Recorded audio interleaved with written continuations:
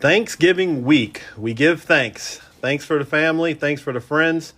And Mike Diliberto, in both of our cases, knock on wood, thanks for the health right now. But also we give thanks as we start another season of the Fairgrounds Racing Podcast. I'm your host, Chad Schexnayder, alongside Fairgrounds morning line maker and clocker Mike Diliberto as we begin season 3 of this show. And the Fairgrounds begin season 151 on the Gentilly Oval. Mikey D, how have you been? How's the bankroll, sports betting, horses? How's everything going? Bankroll's okay. I had a couple of good days to start the meet out, luckily, with a couple of first-time starters that ran well. Well, good. Hopefully you have some more for this podcast and can help some of our listeners out in that regard. You've been out here for over a month now in the mornings. What have you seen as far as the horse flesh out there, and how's the track holding up? The track's holding up very well, the main track. The mostly locals right now. You got some of the bigger barns starting to ship in over the last 10 days, and you got a few of the bigger barns working a few, but for the majority of it, it's been the locals and the Louisiana trainers. Works-wise, looks like LeComp winner, Called Me Midnight, worked over the weekend or maybe a couple of days ago. He hasn't won since the LeComp 7 starts for Keith DeSormo, but I would think he's running here pretty soon. Yeah, he's in, and he's going short. He's in the race, going to go short this week. I have to check and see what day I thought I seen him in.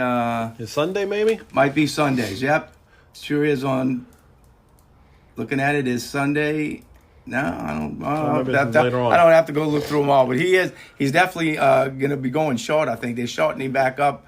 He had been going, when LeComp and all going a route and all. Tell you what, a couple of horses that work really well. Asby's got one named Concept that watch for him. He had a couple of really nice works, one out the gate and then one from the pole, and so he ought to do.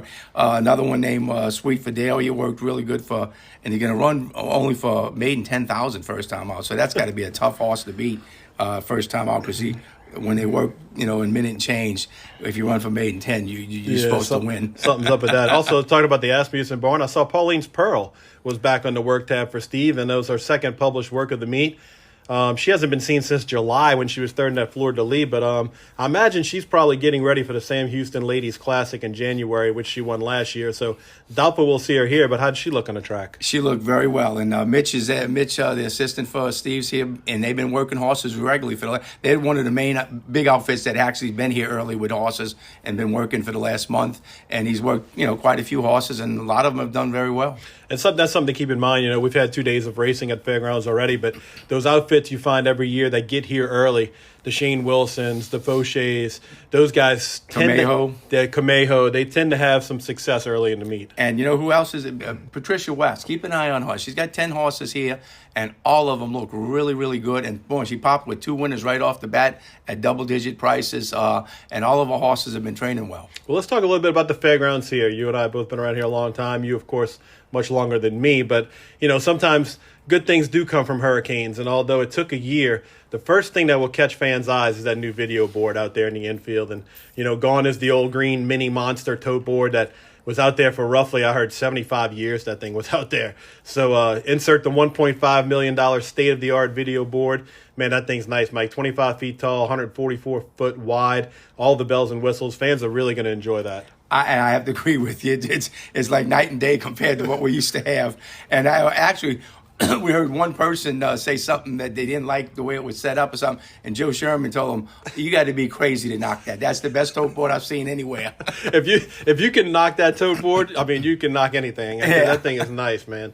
Well, the 80-day meet began last weekend. They added 12 new Louisiana-bred stakes on the schedule this year, and actually half of those were run last weekend with, of course, I think the highlight, really 2 highlights for me going back and looking at it. Ron Fauchet, you talked about Patricia West, but Fauchet and Brett Calhoun picked up some stakes wins. That Not on Herb for Fauchet did it really nicely. Louisiana-bred juvenile over a sloppy sealed track.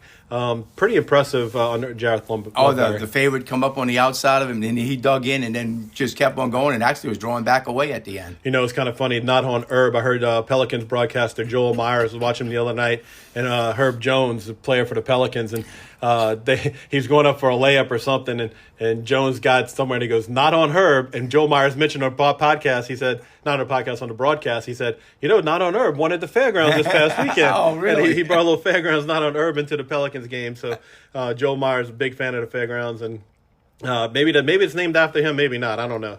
But look, the other filly I think that really impressed was Overcharged, and we know about her from last year, Mike. But she's a nice filly. And as impressive as she looked, the next day Jose Cameo was talking, and he asked me, "What did I think?" I said, "Oh, she's a champion." He said, "Just think, I only had her 60% ready."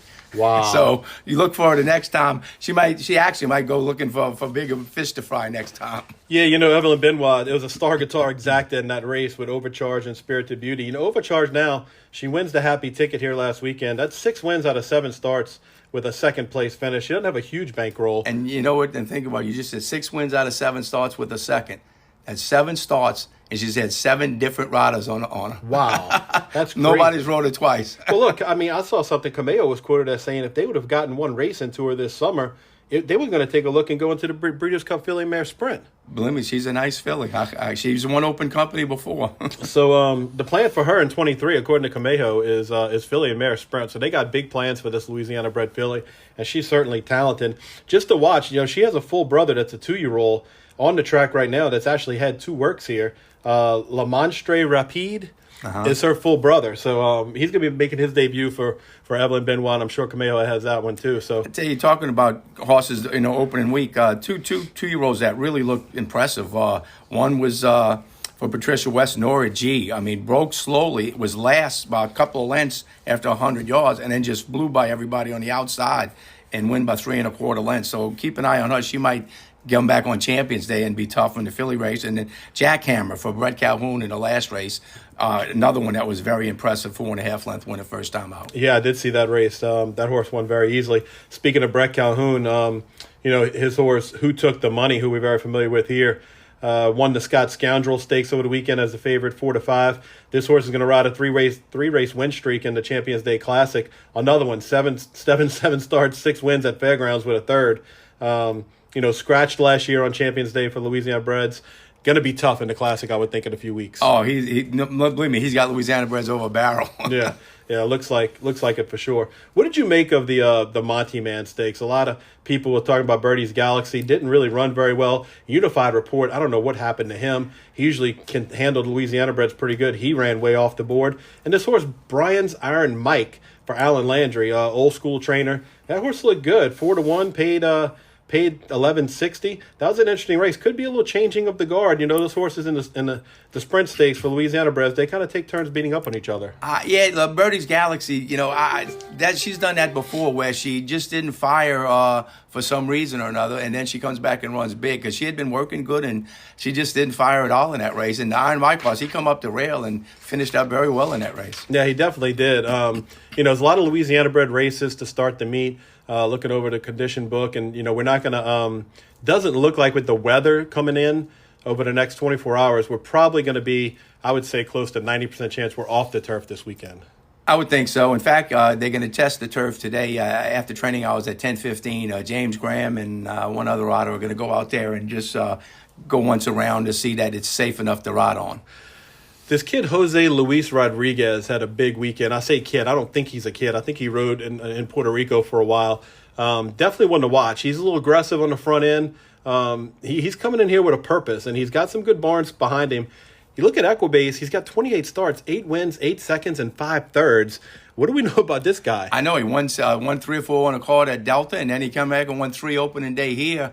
And he's riding for Fauché and some other outfits. So, believe me, he might go after James Graham and try to be the leading rider. Yeah, so you got Graham, you got Giroux, obviously Brian and Colby will be here. Raylou's back. Raylou started off the meet hot last year. He's got a couple of wins riding for Brett Calhoun in the barn. So a pretty decent jockey colony all the way around this year. Yeah, once Churchill closes, it's going to fill out. We're going to have a decent colony. But you got to look for those riders that want to ride 8 or 9 a day, and that's James Graham and the Rodriguez guy. They ride the cheaper races, and half of the cars usually the cheaper races. We're going to get into that. We're going to give you our picks for leading owner, leading trainer, and leading jockey. We did pretty good at that last year. I don't know if you remember, but we picked them last year, and we did pretty good in that regard. So we're going to do that when we come back. We're also going to take a look at the cards coming up. Thanksgiving Day tomorrow.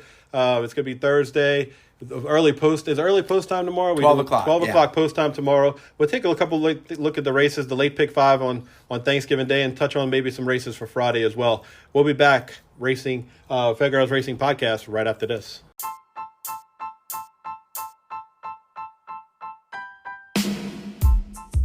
If you like to bet on football, college, and or NFL, please check out the website, www.meatandpotatoesusa.com.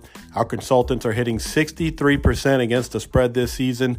Don't miss out. Tommy Krysan, Trey Blossman, Anthony Gallo, these guys are the experts. This is what they do. Check them out for pro and college picks. That's www.meatandpotatoesusa.com. If you live in Louisiana, you know the way to a person's heart is through their stomach, and Louisiana Craft Butchers has the map to get there. From their large selection of smoked hams and turkeys to deli meats to boudin to all different types of specialized sausages, give them a call, 504-466-9788, or check them out online at lacraftbutchers.com. Get your requests in early as all orders on a first-come, first-served basis. The hams are cured, spiral cut, and injected with Steen's cane syrup before being smoked. Your choice of 8 or 10-pound hams are available. If turkey is your thing, these turkeys are bathed in brine for 6 days before being smoked with pecan wood. 10 and 15-pound turkeys are available while they last. If you want to impress friends and family this holiday season, you need to get to Louisiana Craft Butchers and let them do the talking. lacraftbutchers.com or call them 504-466-9788.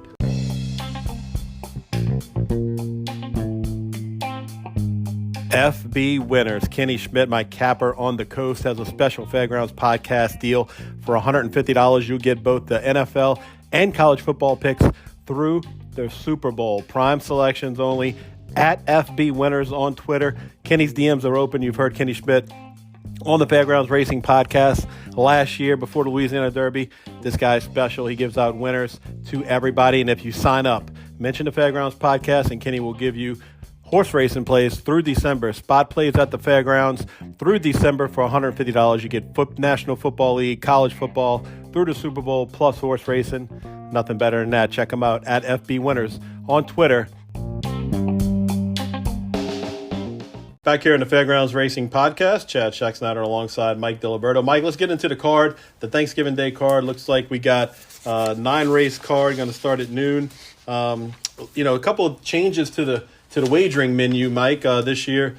For some exotic players, the Pick 5 and Pick 6 wagers, the State Racing Commission approved the reduction in takeout rates down to 15%. So the new non-jackpot Pick 6 will have a $1 minimum wager going forward. And the Pick 5 also, the late Pick 5 will also have the 15% takeout. Really something to give back to the horse players. And I hope, the Pick 6 pool is a little light the first 2 days, but I think that'll catch on as the meet goes on. Pick 5s are where people like to play because of that 50-cent minimum. I can't blame it. It's 50 cents and then only 15% takeout. And people realized, with that less takeout, you got a bigger pot at the end of the P. Yeah, it looks like on Friday they had about 89,000 in the pool. Saturday, 56,000, no carryover. So it's good. I think that's a good idea. And congratulations to, I know Joe Christofek was a little bit behind that and kind of pushing it, kind of separates the Fairgrounds from some other wagering menus. So let's jump into it. We're going to start in the 4th race tomorrow. That starts the $1 Pick 6. And the 4th race is scheduled a mile and a 16th on the turf. The way it looks now, I'm guessing that race is going to come off, so maybe you'll see those main track entries enter into the mix. Looking at the weather forecast this morning, though, it looks like the rain's not going to really come in till probably around 3 o'clock. So there's a chance this might still be on the turf since it's early on the card, and we start at 12 o'clock. Right. Who do you like in there? I thought it was a very competitive race, and I'm curious to see how the turf course is playing. Being way out like that is 27 feet out, yeah. And you don't know if it's going to be the closers or the speeds. But from top to bottom, I thought it was extremely competitive. Beachcombing, he's run very well over the Fairgrounds turf course. 3 wins out of 6 starts. So I'm going to go with the local horse there and give him a shot with the Rodriguez, the hot jockey aboard. I think he's the one to beat. Seductive USA. He's got a legitimate shot. Burning Bright. It's a tough race, but I'd lean towards Beachcombing. So that's something to keep an eye on, too. I think with the rails being out and minimally using the turf course, it's only going to be 8 horses in a race, correct? Correct. Maximum's 8 horses, right. Maximum 8 with some also eligibles. This race appeals to me more if it comes off. If it comes off the turf, I like this race a lot better. They got some good main track onlys and all. Yeah, I mean, looking at it, I'm kind of hoping this race does come off. He can have some scratches, and if it does, I really like the 9-horse Dustum. Here's a horse with Scott Delaney that had my eye on. It's a 6-time winner. The distance is the only question, but facing horses that have 1-2 wins here and there, this one's won 6 times. If the race comes off the turf, I'm keying everything around Dustum. 9-2, pending on the scratches. Under 9-2 is a morning line, maybe. Would love to get that if the race does come off. So Dustum and Rising Empire are probably my 2 if the race comes off the turf. Don't know if I'll be playing it if it is on the turf, but we'll see what happens with the weather. Looking ahead to the 5th race on the card, it's going to be Louisiana Breds, and another one with scratching here. Number 1, Scoring Drive is going to scratch. That's going to leave an 8-horse field of Louisiana Breds here. Mike, you gave the 9-horse Sunday Breeze lukewarm favorite on the morning line. Yeah, and Cherie DeVoe is surprised, but this was a Louisiana bred. I mean, he's run 3 times, twice at Churchill and once at Indiana where he broke his maiden. And, so now he's going to catch much softer field than he's been running against up in Kentucky. So I got to think, he's going to be the horse to beat in here. But there's a couple other ones, Tambourine Star for Camejo, another one that's, run well, over the past, here at the fairgrounds. And Commander Scott worked pretty well for Sturgis Ducorn the other day. He's another hard-trying horse. It's another very competitive race, but I got to think Cherie DeVoe might be the horse. Yes, the Sunday Breeze. Look, it's all about the break with this one, right? I mean, 3 starts, the 2 times the horse didn't run well, didn't get out the gate. Was left 2 lengths. First start out at Churchill, didn't get away from there very well. The last start at Churchill didn't get away very well and ran up the track. So the race that they did win, he broke good. So, if this horse gets out the gate, it's going to be very tough under Colby Hernandez. I think you definitely got to use that one. Got really nice breeding for Louisiana bred. They paid $75,000 for this one. So, I think, that one you got to use. If it comes up wet, I really like the 4 and 50 for Sam David. I think that horse moves up on a wet track. So give him a look if it's a little wet out there. The 2, looking at the PPs, man, Eddie Johnston bred the 2. Our man Eddie Johnston. Your ball, yeah. he bred the 2. And I think that's his son, Scott. Yeah. So that's pretty cool that you see his name still hanging around. And Sturgis is the trainer. His best bud Sturgis is the trainer.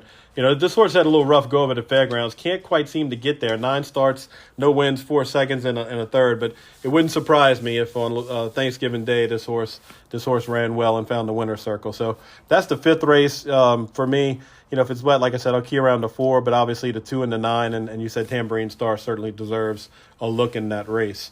Race 6, we got the maiden special weights here, 2-year-olds. This is where bread and butter is going to be, I think, for the next few weeks, is making some money as far as what I like to look at is these maidens. Mile and the 16th on the main track. 7-horse field, Mike. What caught your eye in here? Actually, Tom Amos' horse, which it's in Chris Reshaw's name, but Tom's back up, so he'll be out here. He was out here this morning. This horse, first time out, didn't break well from the 11-hole with Kentucky Downs going a mile on the turf, and closed from 11 lengths back to finish 5th. Going to get Lasix for the first time, and has worked well a couple of times here at the fairgrounds. In fact, November the 10th, worked a minute and a fifth, all 12s, and then finished in 12-1, and worked with an older horse, the Wagig Chief, Amos's horse that's won several races over the turf. So off of that work and off of the fact that it's his second start and he's getting Lasix, I think he's going to be very tough to beat in here. Joe Sharp's got one they're going to add blinkers on, and Joe's does very well adding blinkers to horses, so I got to give that one a little bit of a look. Motown Missile from Brett Calhoun. Brett's off to a good start with 3 wins already in the first 2 days of racing. Going to try the distance stretching out here, but got to give him a shot. Meant to be lucky. It's a very competitive field, but I just think the 6 is really training well. It's a competitive field if you get past the 6. I'm in agreement with you. And if you're if you're a horizontal player and you're looking for a horse maybe to lean on in this sequence, if in the pick 6 or pick 5, I think you can lean on the 6. Running late, the only thing that concerns me a little bit with this horse, and I like all the positives, but I wish I was seeing a work out of the gate since his last start. He was away, not away very well. Well, it's really 2 knocks. I think one is I wish I saw a gate work since then because he was last early, didn't get out of the gate, and secondly, that race he's in Kentucky Downs, first time out. 6 horses have come back to run out at race, and none of them hit the board. None of them hit the board. So not a very competitive race. Well, I take that back. 1 horse ran third, so 6 of them have come back with a third. He split the field in there. So the Oscar Award horse that won that race actually came back around fourth in an allowance at Keeneland. So, there's a couple of things. Maybe if they bet this horse down to 7-5, 6-5. Well, I like the fact also he's going back to the dirt, because Right. his breeding suggests that probably dirt's where his best races are, and he's worked well over the dirt. So that's another thing that swayed me a little. Yeah, I think the 6 horse is definitely the one to beat in there. The 7 Motown Missile is interesting. I saw Brett Calhoun this morning. I think they gave that horse a race at Delta. He was only one of 3 first-time starters in that 10-horse field. It was a sloppy track. He didn't hit the turn well that day. It's a 2-turn kind of sprint race at Delta. So that's kind of I think that horse can pop up, and I don't think they could be. You can 5-2, 3-1. There could be a little more separation there, but I don't think you really got to go too far down. I think it's those 2 in race 6 on the Thanksgiving Day card. 6 running late, 7 Motown Missile for me in there. Let's move ahead to the 7th race on the card, Mike. This one's on the dirt. We have more Louisiana breds here. Full 10-horse field, going 6 furlongs.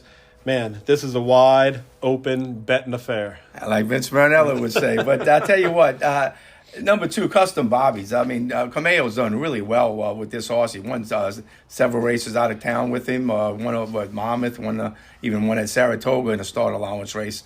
So he's been facing, fairly solid competition. Now he's going to come back with state bred. So I think, and he's worked well here over the track. And Camayo's got all of his horses ready to run. So I think he's going to be very tough to handle in here. There's a couple other ones that you can't throw out. Golden Palace, another one that's worked well. Gold Punch. He's coming off a layoff from last meet at the Fairgrounds, but he's got a steady stream of pretty solid works. And Keith Bush was a pretty good guy at getting one off of a layoff. But I just think Custom Bobby's going to be hard to handle. Yeah, Custom Bobby's got 4 wins, and a lot of these horses in here, you look through their PPs, 1 out of 13, 1 out of 3, 1 out of 15. This horse wins more. He hasn't won at the Fairgrounds. He's over 5, but I don't really hold that too much against him. He's the 4-year-old in here. He's got the hot guy Rodriguez named on him. So Golden Palace is another one, 6 wins. The only thing with Golden Palace, this is his 14th start this year. And he's 13 starts. This going to be his 14th one. He's only got 1 win and 1 second, so not sure how much he likes to win. A lot of these horses, you look through their PPs, they like to hit the board. Right. A lot of these horses like to get checked. They pay their way, but they don't win. A lot of them don't like to win, but they like to hit the board, so that makes the underneath kind of interesting. But certainly I think the race goes through Custom Bobby for sure.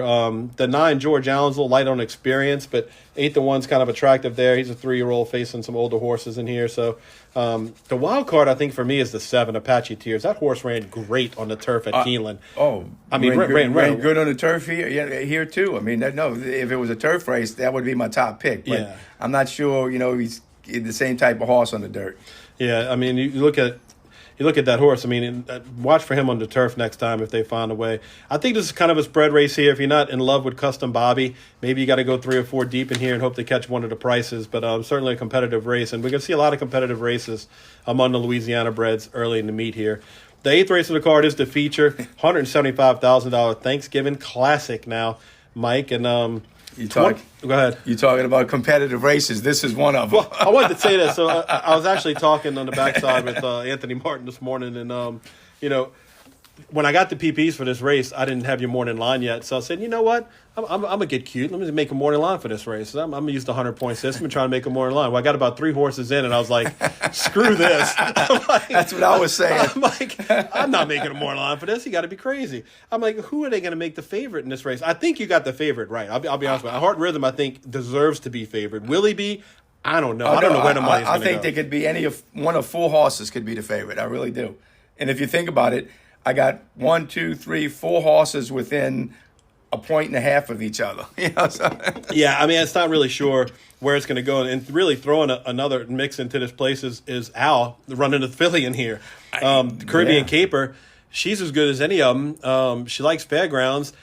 Usually in this race, you barely see a 3-year-old running in this race, much less a 3-year-old, or she's a 4-year-old filly. You don't see fillies in here, and you definitely don't see a lot of 3-year-olds, but they got that in this race this time. Very few fillies run in this race, you're right. And, many, many years ago, a filly came in from New York and won this race, beat Honey J and Kanjarad. Her name was Choucroute. But she was a very proven filly already. She had won the high weight in New York earlier in her season. So where do you think Caribbean Caper fits in this field? If you look at that Dogwood or the Audubon Stakes, I mean, those numbers match up very well with everybody in this race. And, that was her first start in quite a while, last start. And I think, it was like almost a year. So I think, she might have needed that one. I got to think if Al's running, believe me, Al don't enter a horse unless they think he's got a shot to win. So if he's in there, he got to think she's got a shot. Looking at it from a handicap perspective, Chattelot kind of jumps off the page. I think Chattelot to be second or third choice.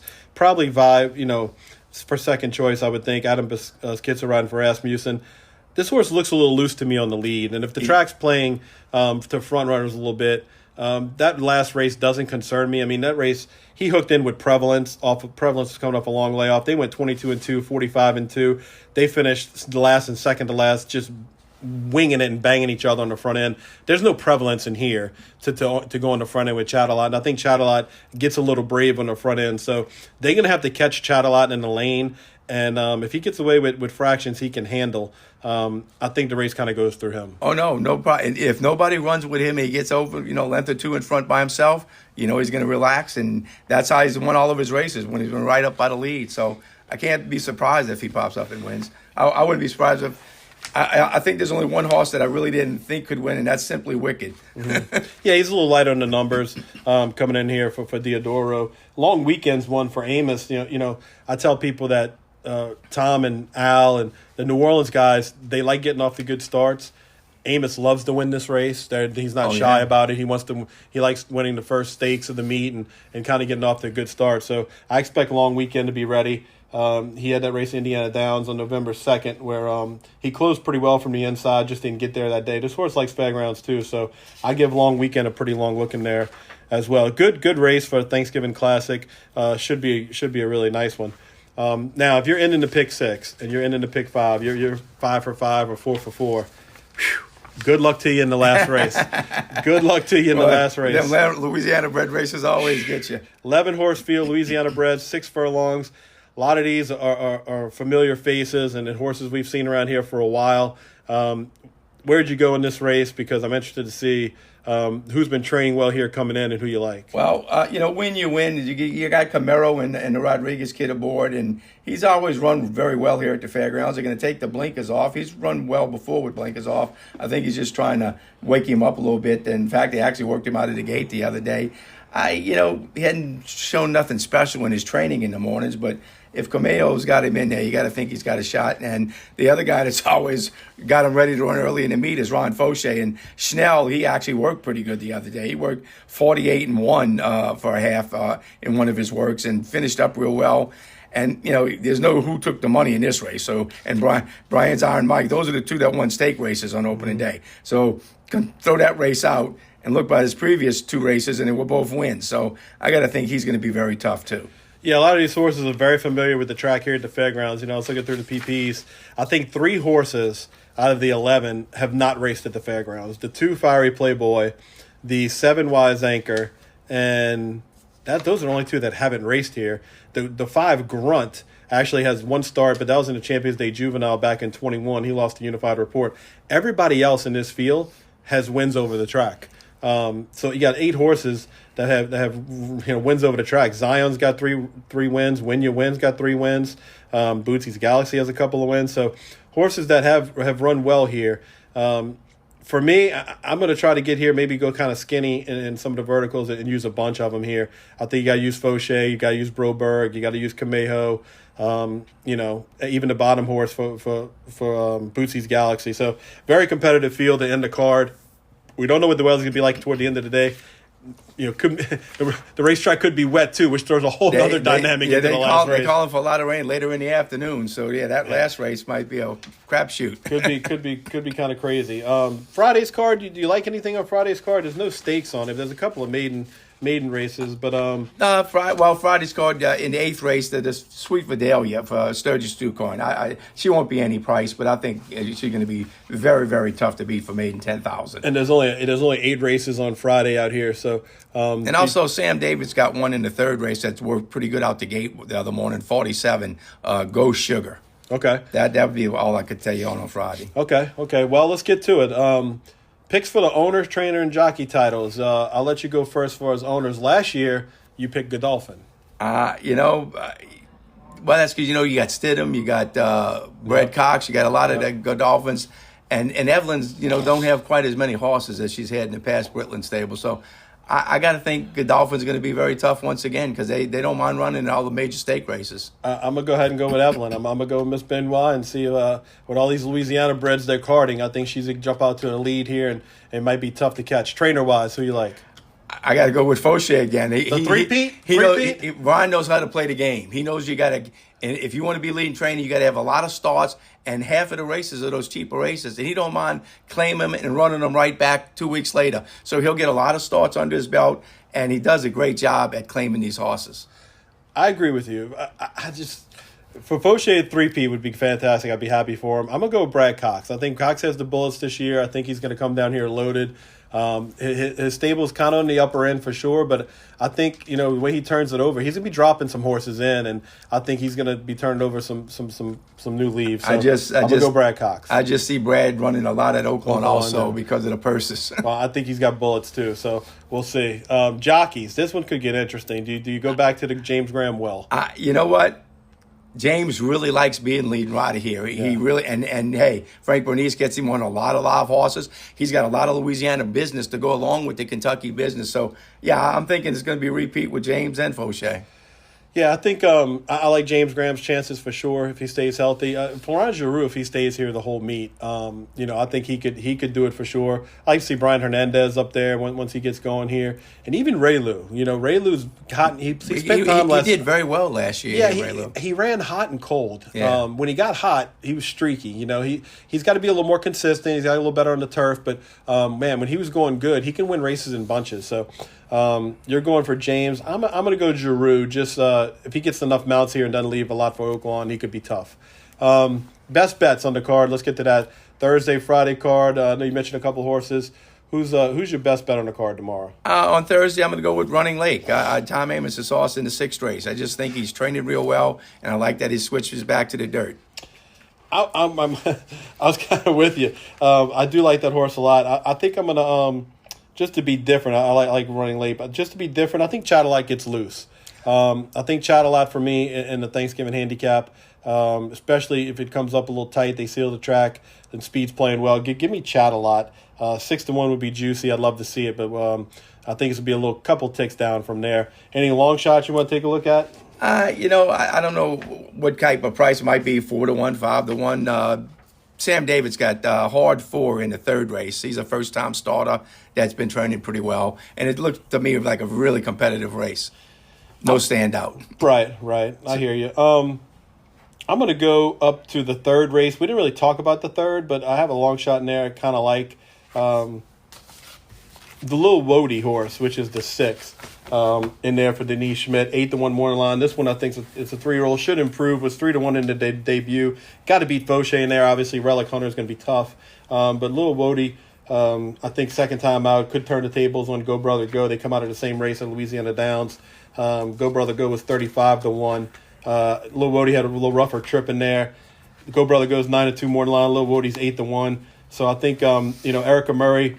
And Denise Schmidt, that combination shouldn't take a whole bunch of money. 8-1. That's a long shot I'm interested in race 3 on the Thanksgiving Day card, which will be starting early tomorrow. So, another thing I wanted to bring up real quick. Proxy has been training down here. Proxy is running into Clark at Churchill on Friday. How's he been working here? Been working lights out. He worked really, really good the other day. Minute flat and went out to the 7/8 pole and 113. So, no, Mike's got him going really good. He mentioned, I think you mentioned he working with Global Sensation, who's actually entered in a 2-turn turf allowance on Sunday, right? They worked together twice, and Global Sensation stayed with him. I mean, Proxy had more horse at the end, but Global Sensation stayed right with him. So, yeah, he's one to keep an eye on when he runs here. Yeah, Proxy's up against it in the Clark. They're going to have Rich Strike in that race. And that's an excellent race. It should be a good race up at Churchill. We look forward to getting those Churchill horses and Churchill people back down here. I tell you what, the last 3 days we've had a dozen or more big vans filling in with horses. There's a lot of horses coming in. So I think not this week, but the following week, you'll start seeing a lot of the Kentucky horses in the entries. Well, we'll be back. I got some Louisiana bred questions for you, some trivia questions for the next show. We're going to come back with a handicapping show the week of Champions Day, leading up to Champions Day for Louisiana Breds. That's the week of December 5th, I believe. Champions Day is December 10th, so December 5th would be the show then, huh? Yeah. Yep, we'll do that one, and we'll see how it goes. Maybe we'll slip in a guest here in the podcast between now and then. But that's it. That'll do it from high atop the press box here at the fairgrounds. Be sure to check back on your podcast networks and follow me on Twitter. I'm at Schexnola, SCHEX Nola. And for everything Fairgrounds related, follow at Fairgrounds Nola. Best of luck this weekend, everybody. Happy Thanksgiving, Mike. Enjoy the meet and enjoy the holiday, and we'll see you back here next time. Sounds good, buddy.